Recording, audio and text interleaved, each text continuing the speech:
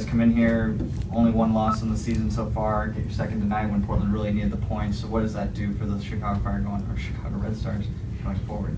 Well, this time last year when we're matched up against Portland, we're in the exact opposite position, and our team has done really well at the end of the last few seasons, catching up at the end, playing when you have to win, and I think that gives you something as a team. And now we're kind of on the other end of it where we've done really well, we're in a good spot, we've had a lot of new players come in, and we're kind of working on that adjustment, and we have a few games in hand in terms of where we need to be to get into the playoffs.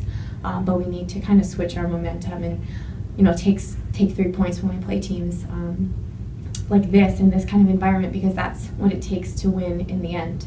And these experiences are really good for us, I think, and they're learning opportunities for our squad and for our rookies who've never played in an environment like this. But I think that the nerves were there. We were really shaky at start, and if we come back, the goal is to be back here. And if we come back, we can't have a performance like that.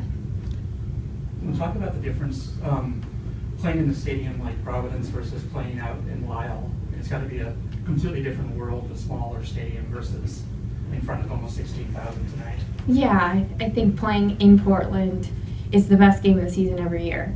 The crowd, the professionalism, the whole experience is just above and beyond. When you go out after the game, everyone on the streets, they know who you are, and that's something that professionals generally experience, but here in our new league, we really just get it in Portland. So it's a special experience for us. It's also kind of has an effect on the game. As I said before, girls aren't used to playing in this type of environment, and it takes a little bit getting used to before you can shake out the cobwebs and play to your full potential. How have you seen the league change, both the environment in Chicago and then playing even here since the World Cup? There's definitely been a big boost in interest and excitement.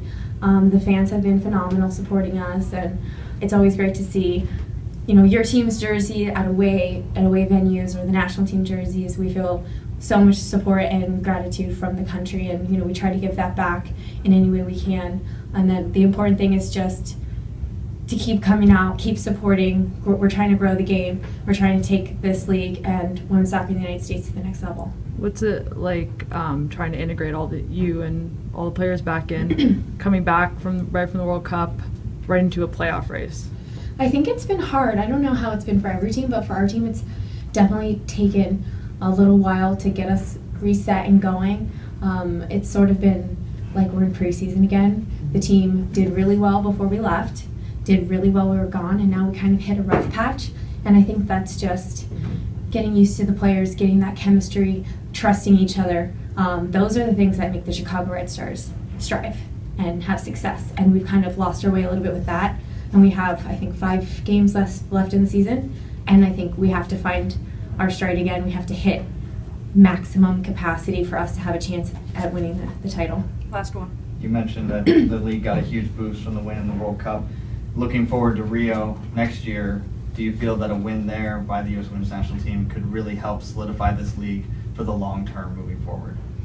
You like to think that. You like to think that just having success in soccer and having that excitement translates, but to be honest, it's impossible to predict what will happen. I think that part of the reason when we put on our national team jersey we feel so much pride is because we do care about the state of our game in our country, and we hope that if people catch us playing in the Olympics and they like it, then they will watch us play in our domestic leagues and see all the amazing players that don't even play for their countries but are playing in these leagues. And that's the hope and that's the goal, but you can never predict it because they won the last Olympics and there was no league. Thank you, Christen.